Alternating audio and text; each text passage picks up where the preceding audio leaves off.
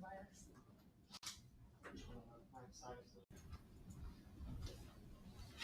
All right, for a group that was looking at the councils, what did you learn about each of the councils?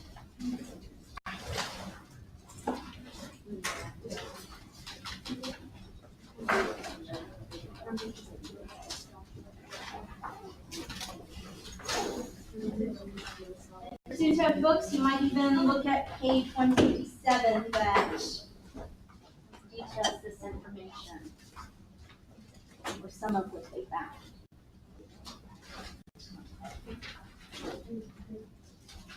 Yes? Well, the councils, there are like 4 of them. Well, there's like 3 main ones, and then there's like a 4th one. But they were at least the first one was basically made because the original Buddha died, and so they were trying to set out rules and like regulations for what to follow after he had passed. All right. Anyone know what the second council was about?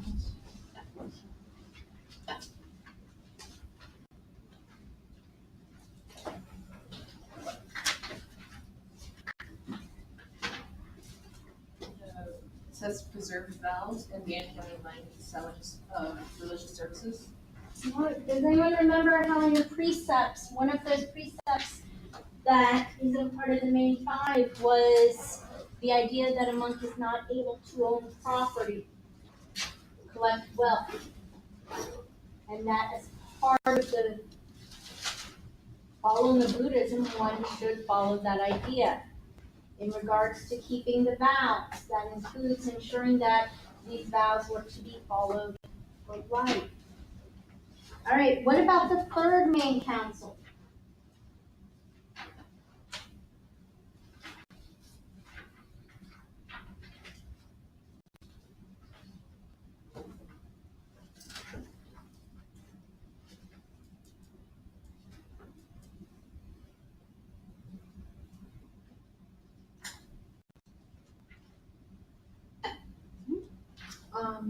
Well, it was meant to like settle conflicts that were regarding like certain monks not teaching like doctorates the right way and stuff. So teachings. the third council was a pretty big deal because this is the council that Emperor Ashoka called. And as I mentioned, he loved Buddhism. Even there are mentions on page 156. Ashoka had been influenced by Buddhist ideas even before his victory. His conversion was clearly the pivotal moment of his reign. He saw Buddhism as a missionary religion. He saw the value in the use of Buddhism and sought to have it be expanded. So what happens? Well, he convenes a third council in the capital around 247 BCE. Those present attempted to settle disputes regarding doctrinal departures of some monks from the teachings. The council ultimately concluded that one sect, which eventually gave rise to Theravada Buddhism, represented the authentic and orthodox viewpoint of the Buddha. Remember how I mentioned how there were different monks that had different views, but they all pretty much agreed for the first council, and they were just hashing out what the key lessons were, the key teachings of the Buddha. And then at the second council, there was a little bit more of a division, but a general agreement. And that was it. They were agreeing over the vows. They were agreeing on the rules they were following. The third council makes that division a little bit more solid.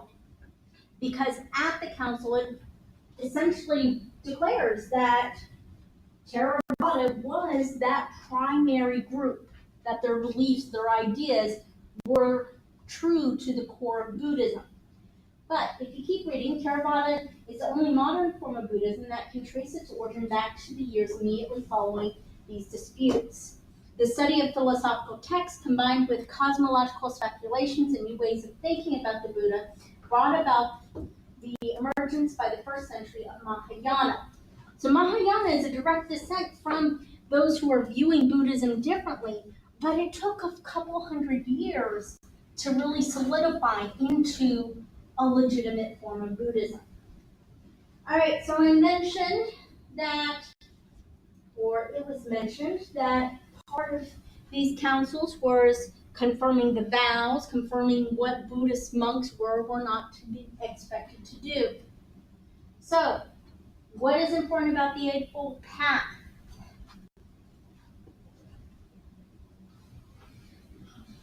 So by following it, you can get to this enlightenment. Okay. And all monks are supposed to follow it? Monks mainly, laity can also try to, but the monks are the ones that are, bound to it. The book says that the lay people, for the most part, support monasteries and the like. They don't necessarily. So one of the things that emphasizes that is the division between Theravada and Mahayana. In Theravada Buddhism, the lay people are there to support the monastery. They're there to support the monks so that the monks are better able to follow that Eightfold Path.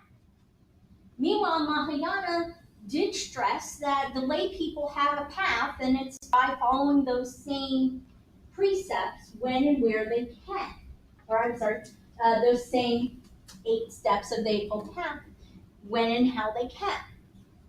So you begin to have the development that a layperson, if they are trying to seek a much, much better rebirth, or even possibly to obtain nirvana, that whether one is a monk or not, following the Eightfold Path is what will lead you closer. What did you find out about the 5 or 10 precepts? So they're pretty much like the commandments, but it adds others. It adds about not eating afternoons, not being, and you explain how this was mostly for the monks, how that they were not to engage in participate in shows, and dancing and singing and all of these things. But there are rules about don't commit sexual immorality, don't lie, don't steal. And these ideas, especially those first 5 again, are key to the lay people as well. All right, now one of the main practices that we become familiar with in Buddhism is meditation. So if you want to start on looking on your own on page 174, 175, and 176, what are the different types, forms, ideas of meditation? One meditation is the walking meditation, and they have the 4 postures in which they practice is sitting, standing, walking, and lying down. I forgot to talk. I apologize. I will bring it next class, and we'll do a quick little meditation of that. But I apologize, that's on me. Yeah, I've been bringing some Heath bars and Snickers next class. I apologize, I did not remember them for this class. But yes, so there's walking, there's standing, there's sitting, there's laying down meditation. This idea that no matter the posture you are in, you are able to meditate. Now, did your group notice the difference between shamatha and vipassana meditations?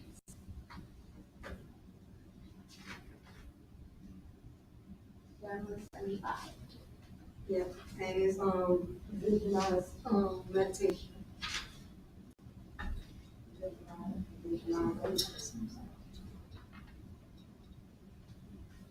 Well, it says that shamatha is like focusing, like being aware of one thing, but then the other one is just the awareness itself.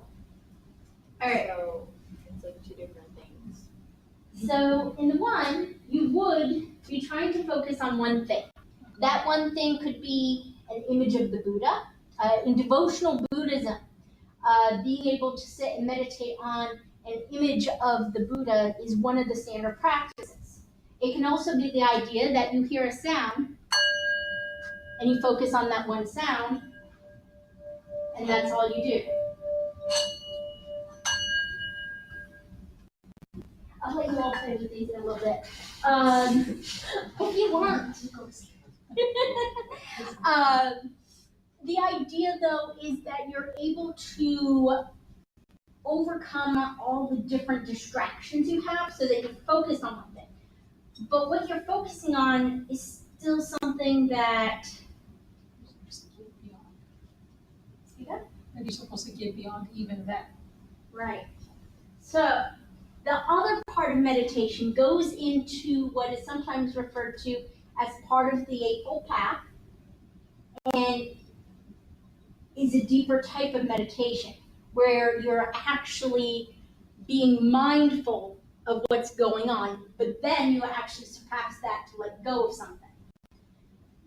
Do you have your notes on the 4 stages? Yeah, Logan, and I looked up on YouTube, just, yeah. So meditation has the 4 stages. That firstly, you become aware of the physical, your body. You become aware. You move on from being aware of your body, your everything. And so, anyways, you move on to becoming aware of sensation, what you're feeling. You move on beyond that, onto becoming aware of our mind, and taking note what state our mind is, what things we are attached to, what desires we have. We move on from that to in the 4th stage. We're supposed to be aware and get rid of hindrances, things like sensual desire and this is ill will and laziness, restfulness. These are in doubt. These are hindrances to reaching nirvana.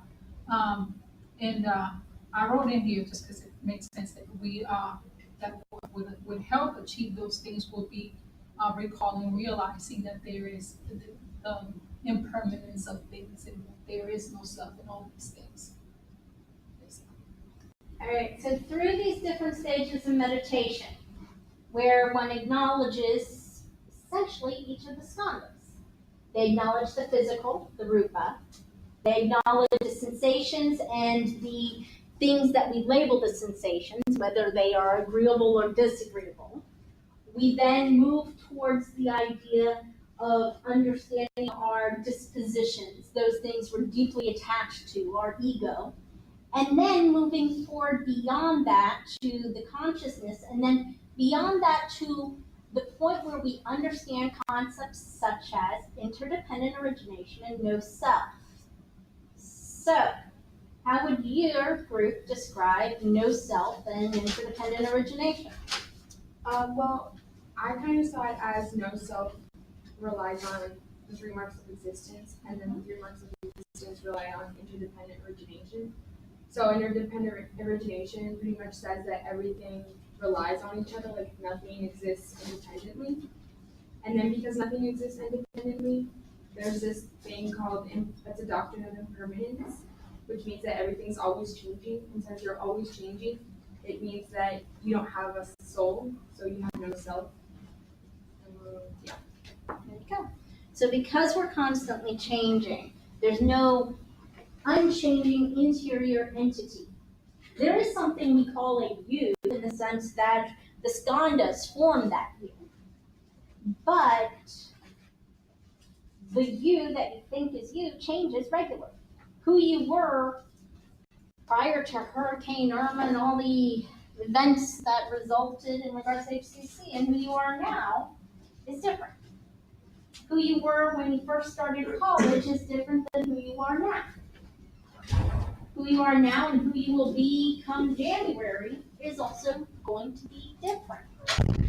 Because of those ideas that nothing stays completely the same. Everything is constantly changing, that idea of impermanence. Now, there's one other form of meditation that is done at times, and it's called mandalas. Mandalas are employed specifically by Tibetan Buddhism. So a little bit about Tibetan Buddhism, and then we'll go into mandalas. So Tibetan Buddhism combines the ideas of the tantras that come out of Hinduism, Mahayana Buddhist concepts, some Theravada ideas, a lot of metaphysical shamanism, and a unique structure. Who is the head of the Tibetan Buddhists? Dalai Lama. Who is the Dalai Lama?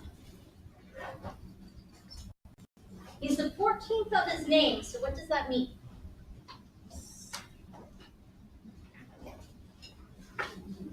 Yeah, reincarnation.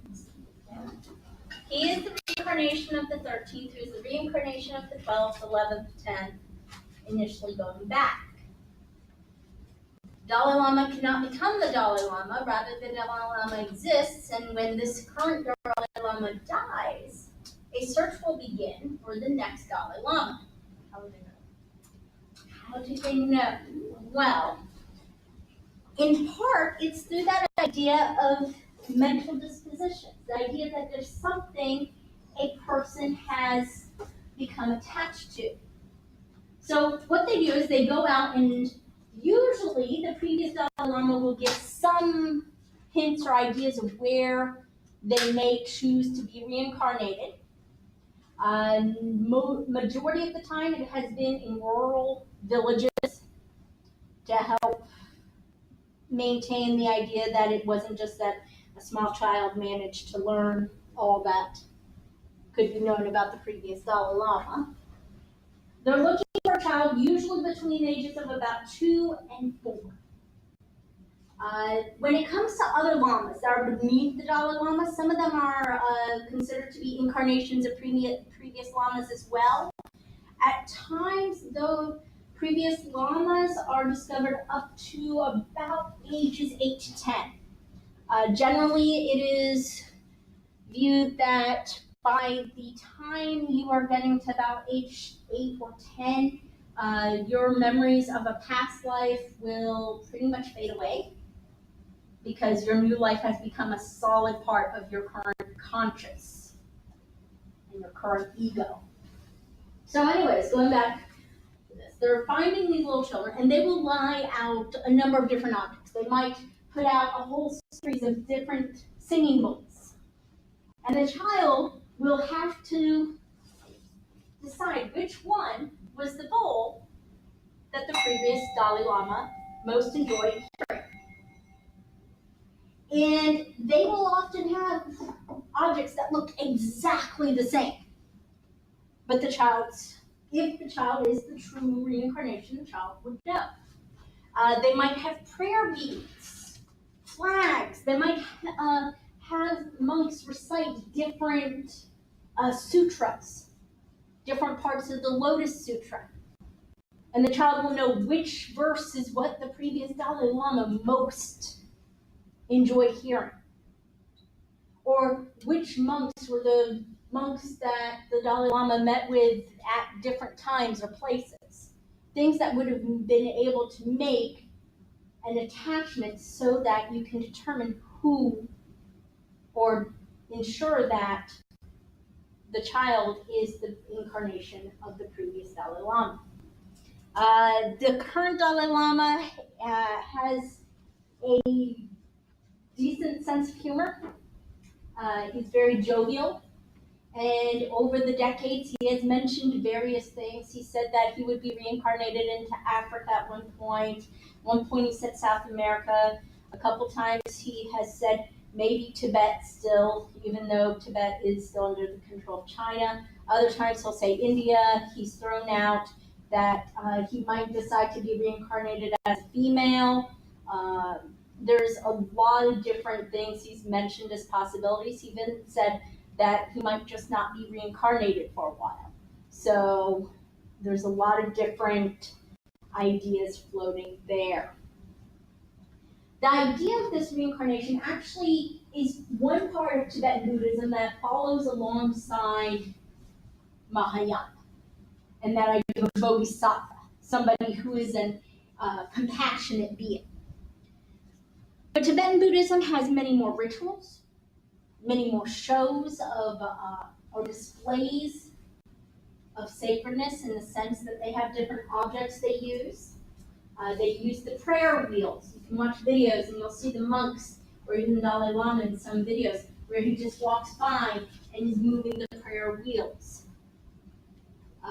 In Tibetan Buddhism, you see something called trance dance, where there's usually a couple of very low sounding horns that are made, and essentially it is a walking meditation, but it's done in a rhythmic manner that it looks like a dance as well.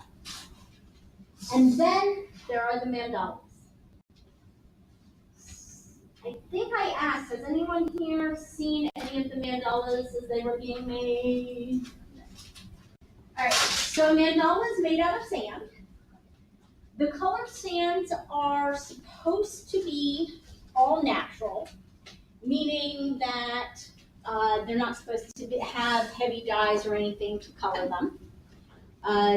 They try to find the sands in different regions that will come close to the colors and then might use some dyes. The mandala that was made over in St. Pete last year, they gathered sand from about 5-6 different locations in Florida, as well as a few other parts across the US, and brought some colored sands from other parts of the world to complete it. Now, occasionally they will use vegetable or fruit dyes to help enhance the vividness of the colors.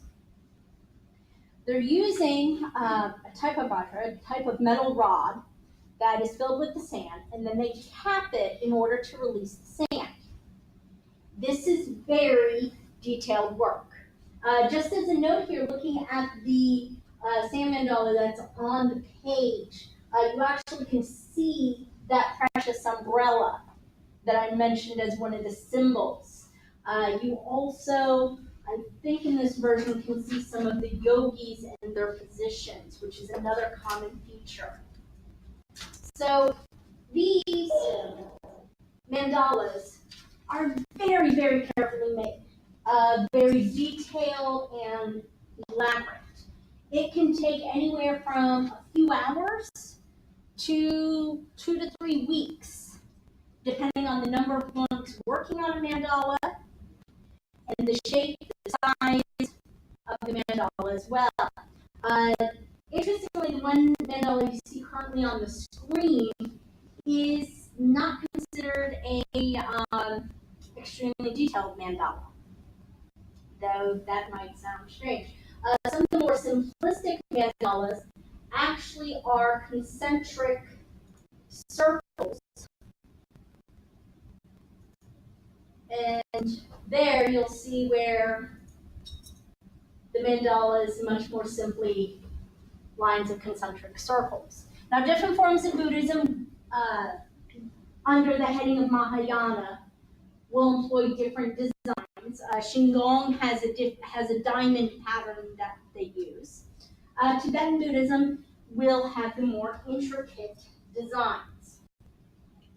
The monk that made the mandala over at the St. Pete Museum of Fine Arts spent about 15-16 days making it, working about 8 to 10 hours a day. So in this case, the one you're watching, you have a large series of monks that are working together. I do not know exactly how long it took from beginning to end to make this. One request I would have is, as you're watching and listening to the video, try not to make remarks out loud until the end.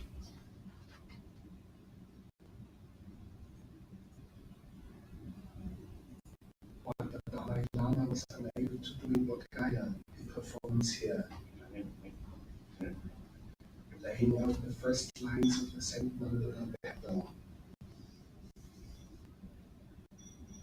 It will be a mathematically exact replica of the design used in India. The whole form silent.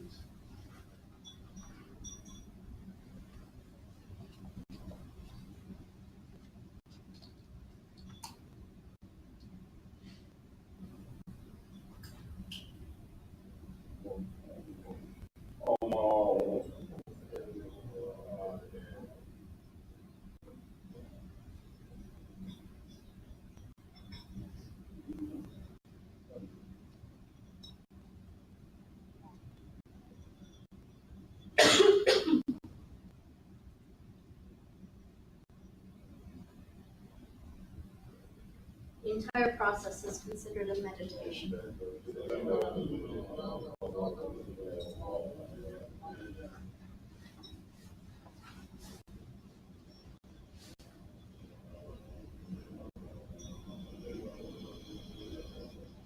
Here, the Dalai Lama exercises his full role in leading prayers, teachings, and the creation of the mandala.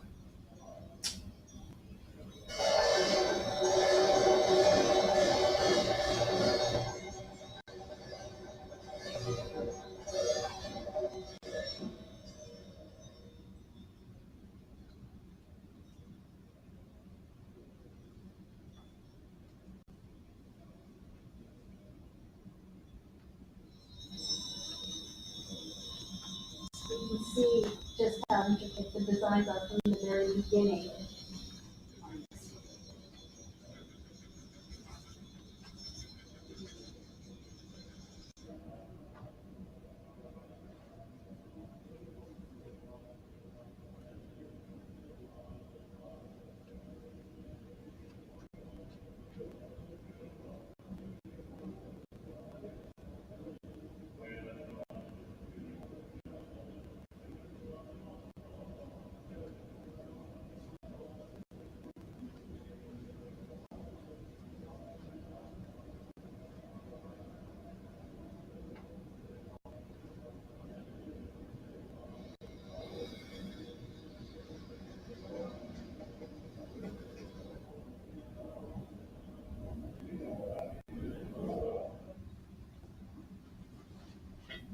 What remains is the destruction of the mandala by the Dalai Lama.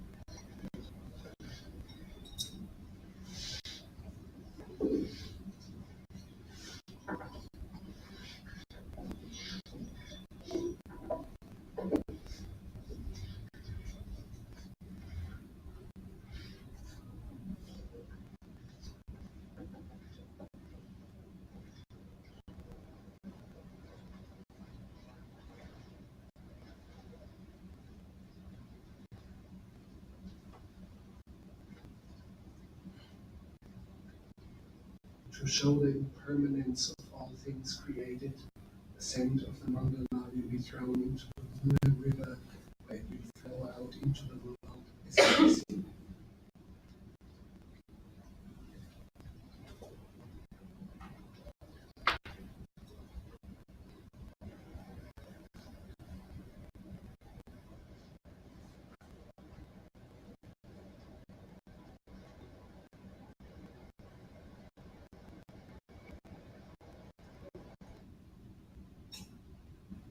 So, what are your reactions? What are your thoughts? It bothered me that they destroyed it. Why? Because it looked so nice. It's just, it's gone after that. But that's their point, right? That's their point that you're not supposed to hold on to anything because it's not even, it doesn't last. So don't hold on to anything. If it doesn't last, then what's the point of like needing it in the first place? Remind You're yourself. gonna all die one day, so what's the point in going to college and getting your education? What's the point Good of point. building a house in Florida if you're already going to time? What's the point in trying for a relationship if it's got a good chance that it might not last?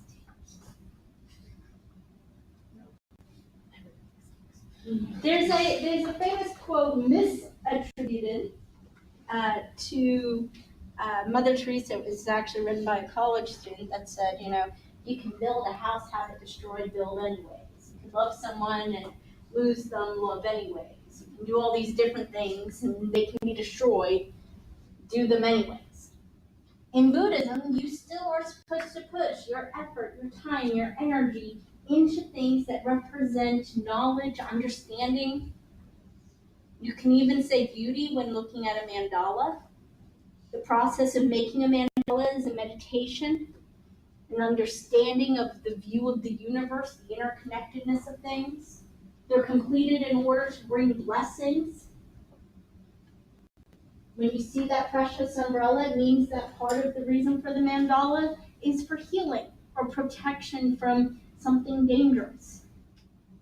When you see the images of yogis in different yogic poses, it might be related to health or healing or transgressing the different connections of the mind and the body.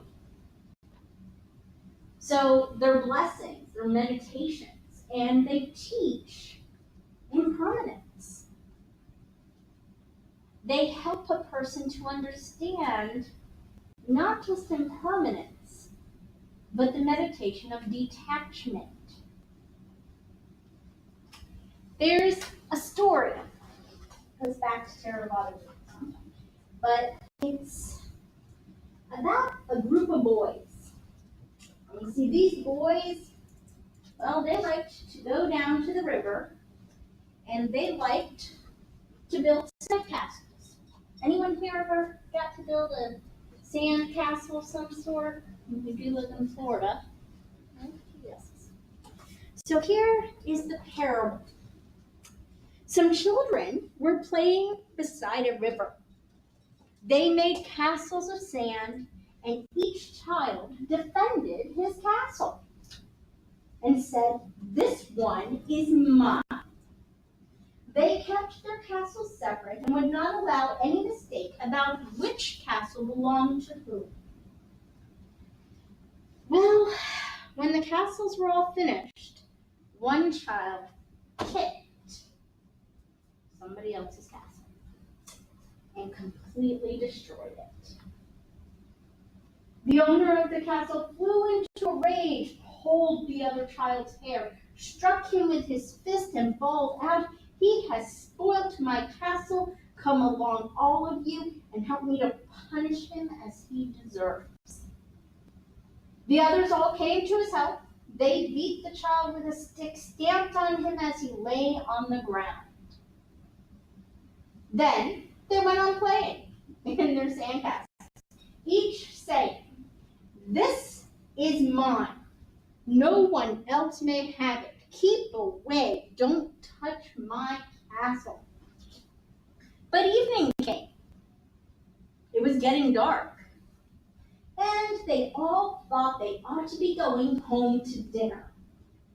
No one now cared what happened to their castle.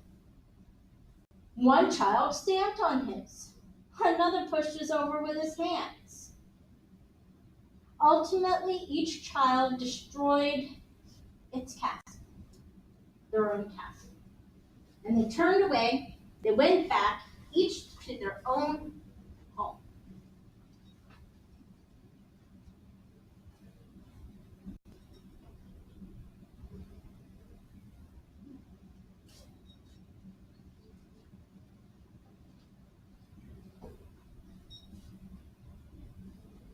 What is the lesson?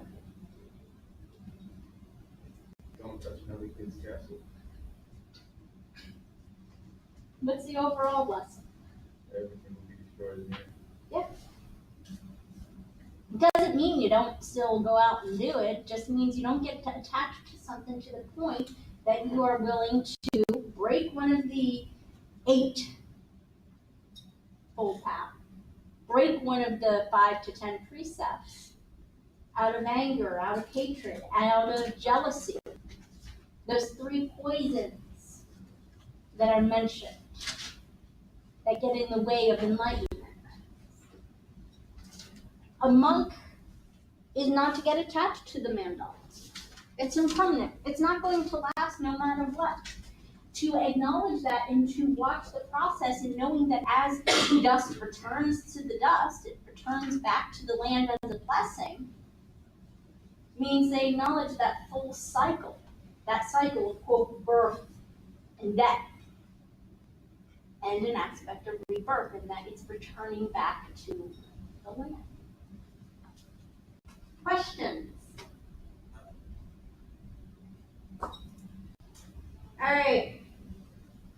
So I mentioned Jodo or Pure Land Buddhism a couple times. Mentioned how it is devotional based. It doesn't matter what a person does, as long as they're doing something in honor of the Buddha, they can be seen as having Buddhahood or Buddha nature. You have the idea where one can offer things, such as they might offer food, they might offer water, they might offer light.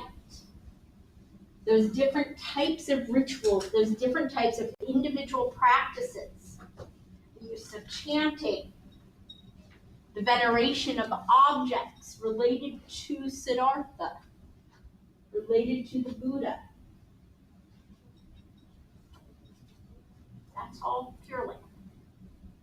Some of it's Mahayana. Then there's Zen Buddhism. So Zen Buddhism is a unique blend because it has ideas of Taoism intermixed in some of its principles and views. But it's rooted in offshoots of Theravada and Mahayana Buddhism. Originally known as Chan Buddhism in China, it spread and more specifically formed completely in Japan. Some of the practices might include 1 to 2 year vow of silence to understand the lack of meaning in words, the emptiness, and to just sit and to listen. Not just to hear, but to actually listen to the sounds, to the words of others. There's also something called a koan.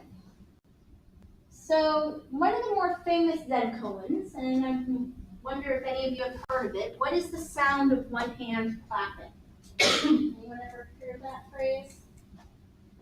When I say what is the sound of one hand clapping, what is the first thing you begin to think of? Wow, impressive. Okay, so yeah, a lot of people are already thinking outside the box and thinking of the hand clapping itself.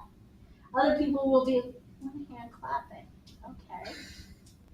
But we could also say one hand clapping against something else, or my hand clapping against your hand. Yeah, that's a sound. The idea of the Zen koan is to get you to think out of this initial, what might be an initial thing, into something deeper. Sometimes the koan makes someone realize what should be considered, quote, common sense. Sometimes they're designed to help understand different forms of the Buddha or different ideas of Buddhism. So I want to read just a couple of Zen koans to you. Once a monk made a request of the master. I have just entered the monastery, he said. Please give me instructions. Master said, have you had your breakfast? He replied, yes, I have. Then, said Master, wash your bowls. The monk had an insight. Why do you think that could give the monk an insight?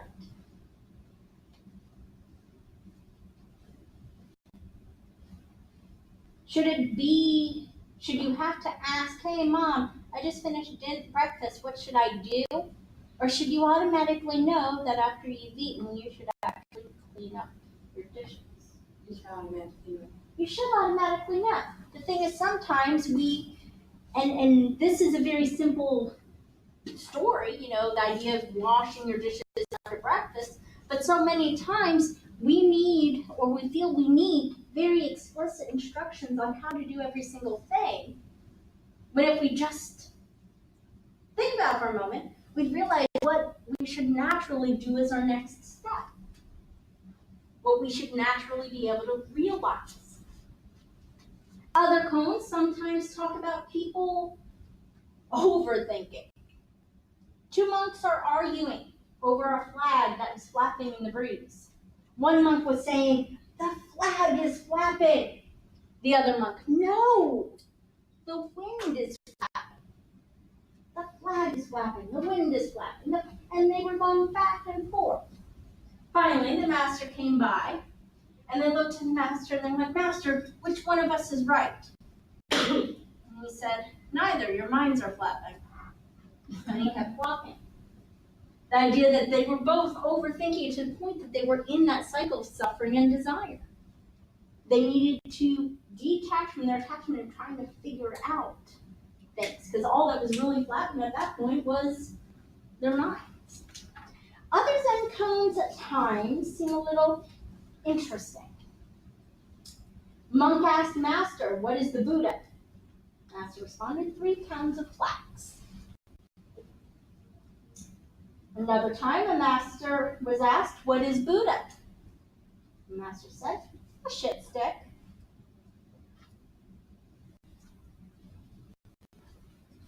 Here you have various interpretations of what it can mean. The idea that if there is such a thing, and this shows up not just in Zen but also in devotional Buddhism, if Buddha nature pervades all existence, that means it pervades that which gives us sustenance, like flax or food or such.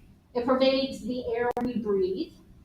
And it also pervades dung beetles and shit sticks and all those things that we normally wouldn't want to think about being sacred.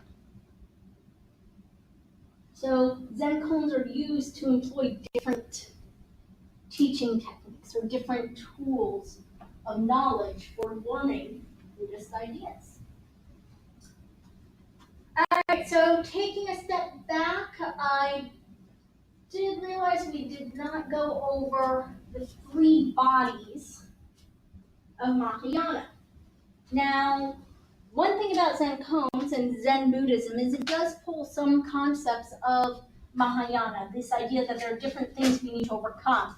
Not just the doctrine of emptiness, the Shunyata doctrine, but also just the notion that there are different ways to experience Buddhism or the Buddha nature.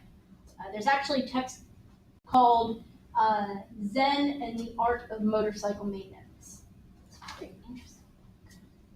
All right, so Mahayana says that there are 3 bodies of the Buddha.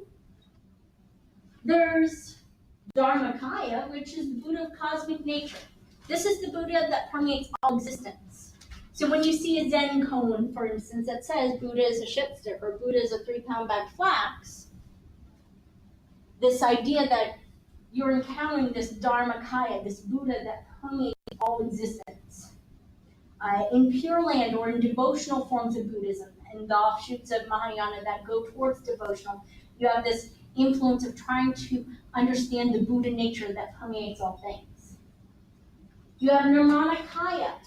This is the story of Siddhartha, the Buddha, the man who became enlightened. It can also at times apply to previous incarnations of the Buddha. Now, not all Buddhists believe in it, but there is this idea that Siddhartha is going to come one more time. The Maitreya Buddha, where enlightenment will be revealed to all beings. And then you have the Sambhogakaya. So the Sambhogakaya, celestial. The notion that if you go into very deep transcendental mental meditation, or you have a near-death experience, and you see this bright, light, and then this figure appears. Well, the figure that appears might just be the Sambhogakaya, the celestial Buddha. This is also thought as being the Buddha that lives in other realms, other planets, other forms of existence beyond this one. Questions that you have in regards to Buddhism?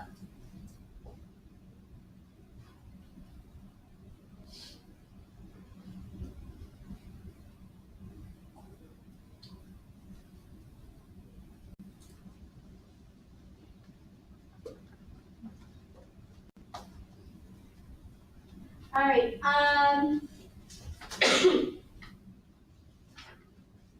remember to read through your book. There's a little bit more in detail about some of the places or some of the types of meditation that show up there. Which is like the biggest Buddhism, like Tibetan Thai or Mahayana is the largest form of Buddhism. From there, you have, if you link them together, Theravada, and then you have Tibetan. But if you don't link the different forms of Theravada Buddhism together, then Tibetan would probably be larger.